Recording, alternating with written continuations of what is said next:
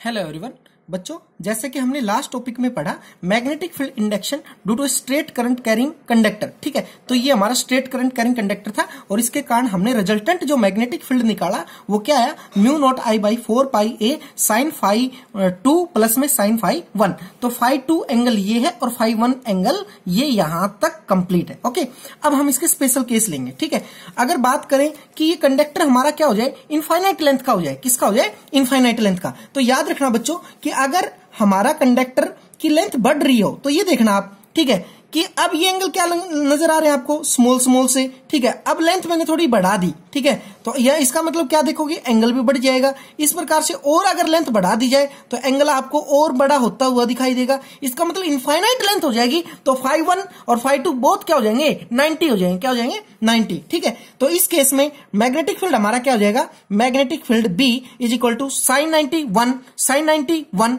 तो total magnetic field 112। इसका मतलब 2 से यहां पे क्या हो जाएगा, मल्टीप्लाई। तो म्यू नॉट आई, ठीक है, डिवाइड में क्या हो जाएगा, 4 पाई ए इंटू में 2 से 2 क्या हो जाएगा, कैंसिल हो जाएगा। तो रिजल्टेंट मैग्नेटिक फील्ड क्या हो जाएगा, म्यू नॉट आई डिवाइड में 2 पाई ए। तो ये मैग्नेटिक फील्ड है due to a infinite straight carrying current carrying conductor. ठीक है, infinite length straight current carrying conductor के कारण मैग्नेटिक फील्ड कैसे निकालेंगे, mu naught I by 2 pi A. ठीक है, ओके। अब कंडक्टर तो इनफाइनाइट लेंथ का ही है बच्चों, कंडक्टर तो क्या है, इनफाइनाइट लेंथ का है और P पॉइंट किसी एक एंड पे है। ठीक है ना, तो याद रखना कि P पॉइंट किसी भी एंड पे हो, चाहे तो X एंड पे हो या फिर Y एंड पे हो। ठीक है, तो किसी भी एंड पे जाएंगे तो एक एंगल तो क्या हो जाएगा, 0 हो जाएगा और दूसरा एंगल क्या हो जाएगा, 90 हो जाएगा। ठीक है, तो अगर आप Y पॉइंट की तरफ आओगे तो जिस पॉइंट की तरफ आओगे वही एंगल खत्म हो जाएगा। ठीक है, तो इस पॉइंट की तरफ आ रहे, इस पॉइंट की तरफ एंगल कौन सा था, फाई 1। तो फाई 1 0 हो जाएगा, फाई 2 क्या हो जाएगा, 90 हो जाएगा। ऊपर जाओगे तो फाई 2 क्या हो जाएगा, 0 हो जाएगा, फाई 1 क्या हो जाएगा, 90 हो जाएगा। तो इस केस में क्या हो जाएगा, मैग्नेटिक फील्ड, तो यानी कि एक तो 0 वैल्यू हो जाएगी, एक की वैल्यू 1 हो जाएगी। यानी कि नेट मैग्नेटिक फील्ड क्या हो जाएगा, mu naught I by 4 pi ए।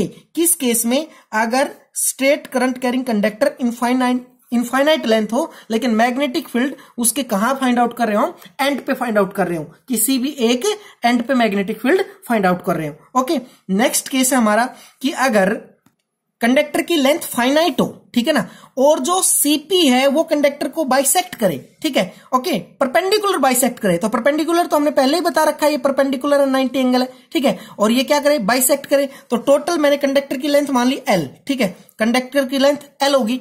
अगर ये बाइसेक्ट करेगा तो ये लेंथ कितनी हो जाएगी, L/2 हो जाएगी। क्या हो जाएगी, L/2। ठीक है, तो अगर मेरे को ये वैल्यू निकालनी है, क्या निकालनी, ये वैल्यू, तो ये हो जाएगा A का स्क्वायर प्लस में L/2 का whole square under the root. ये वैल्यू हो जाएगी मेरे पास। ठीक है ना, क्या हो जाएगी, ये वैल्यू हो जाएगी इस प्रकार से। ठीक है, ओके।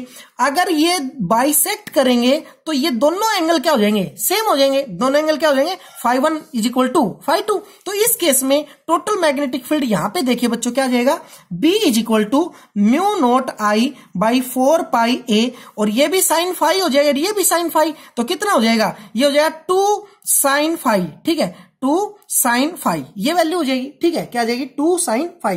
तो यहां से अगर हम साइन फाई की वैल्यू निकाल ले इस ट्रायंगल से, तो साइन फाई होता क्या एक्चुअल में, इस ट्रायंगल से अगर बात करें तो साइन फाई क्या होता है, परपेंडिकुलर अपॉन में हाइपोटेन्यूज। ठीक है, तो परपेंडिकुलर कितना है, परपेंडिकुलर है हमारा L/2। ठीक है, क्या है, L/2। ओके, तो म्यू नॉट आई डिवाइड में 4 पाई ए और ये हो जाएगा L/2। ये है हमारा परपेंडिकुलर और डिवाइड में क्या आना चाहिए, हाइपोटेन्यूज। ठीक है, तो 2 साइन फाई था ना, तो 2 तो ये इंटू में रहेगा। ठीक है ना, 2 साइन फाई, फाई की वैल्यू, साइन फाई की वैल्यू रख रहे हैं तो परपेंडिकुलर ओवर में हाइपोटेन्यूज। तो ओवर में हाइपोटेन्यूज हमारा क्या है, बोलो, under the root A square plus में L/2 पूरे का होल स्क्वायर। ठीक है, ओके ओके, ठीक है ना। ये देखिए दोबारा कि L/2 और हाइपोटेन्यूज है A स्क्वायर प्लस में L/2 पूरे का whole square under the root. ठीक है, ओके। अब आगे देखिए नेक्स्ट कि इसको ऐसे लिख सकते हैं कि इस 2 को यहां ले जाऊं मैं और अंदर इसके ले जाना चाहें तो म्यू नॉट आई डिवाइड में 4 पाई ए। ठीक है, mu naught I by 4 pi A. ठीक है, ओके।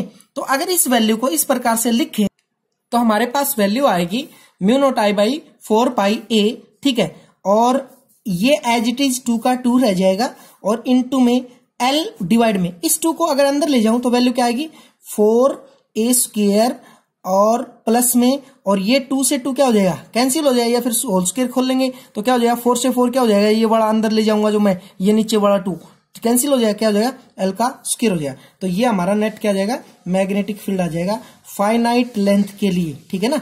ओके, और CP क्या करे कंडक्टर को बाइसेक्ट करे, क्या करे बाइसेक्ट करे, ठीक है इस प्रकार से।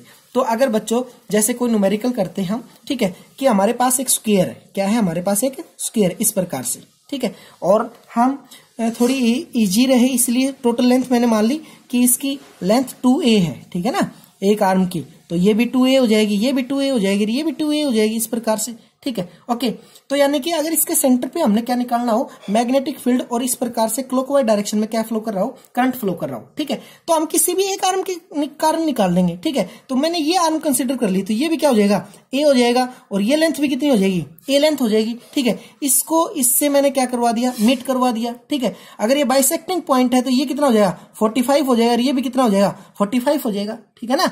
ओके, अब हमें ये पता है कि ये भी a है, ये भी a है, तो ये भी a ही हो जाएगा, ठीक है, बाकी इसकी हमें जरूरत नहीं है। ओके, तो अभी हमें क्या पता चला कि 45 एंगल है, तो यहाँ पे वैल्यू क्या पुट करेंगे हम sin 45, प्लस में यहाँ पे भी क्या पुट करेंगे sin 45, ठीक है ना। तो sin 45 वैल्यू क्या आएगी हमारे पास वो देखिए आप, तो sin 45 की वैल्यू कितनी होती है हमारी, sin 45 की वैल्यू होती है 1/√2, ठीक है, क्या आती है 1/√2, ठीक है। तो यहाँ पे वैल्यू पुट करेंगे हम, तो यानी कि B = μ0I डिवाइड में 4πa, ठीक है। ओके, तो a डिस्टेंस है तो a लिया हमने, और ये वैल्यू क्या है ये 1/2, तो 1/2 यानी कि क्या हो जाएगा 2/√2, ठीक है। अगर इसको मैं √2 से मल्टीप्लाई करूं डिवाइड में √2 से क्या करूं डिवाइड, तो ये वैल्यू कितनी हो जाएगी ये हो जाएगी 2, ठीक है। 2 से 2 क्या हो जाएगा कैंसिल हो जाएगा, क्या हो जाएगा कैंसिल। तो B = क्या हो जाएगा μ0I, ठीक है, क्या जाएगी वैल्यू दोबारा देखिए μ0I डिवाइड में 4πa इंटू में ऊपर √2 हो जाएगा, ये इससे कैंसिल हो जाएगा।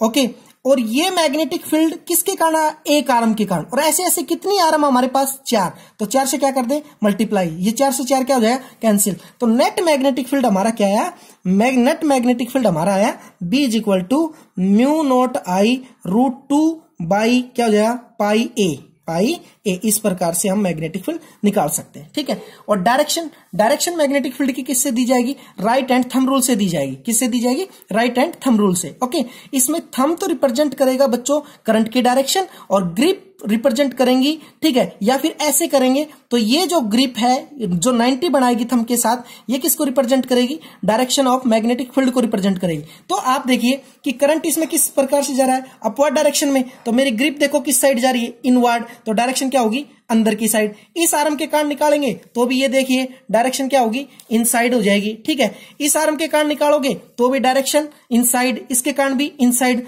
तो यानी कि रिजल्टेंट मैग्नेटिक फील्ड की डायरेक्शन क्या आ जाएगी इनसाइड हो जाएगी, ठीक है ना, इनसाइड हो जाएगी। और एंटी क्लॉकवाइज डायरेक्शन में अगर इसमें करंट होता तो डायरेक्शन क्या आ जाती आउटवर्ड आ जाती, आउटसाइड आ जाती, ठीक है ना, इस प्रकार से। तो यानी कि डायरेक्शन किससे दी जाएगी डायरेक्शन दी जाएगी स्ट्रेट करंट कैरिंग कंडक्टर के कारण मैग्नेटिक फील्ड की राइट हैंड थंब रूल से, ठीक है ना, किससे दी जाएगी राइट हैंड थंब, ठीक है, किससे थंब रूल से, ठीक है ना, थंब रूल से डायरेक्शन दी जाएगी। ओके बच्चों ये याद रखना, ठीक है। ओके, इस प्रकार से, और इस पे आपने बहुत सारे न्यूमेरिकल करने हैं। Okay, thank you.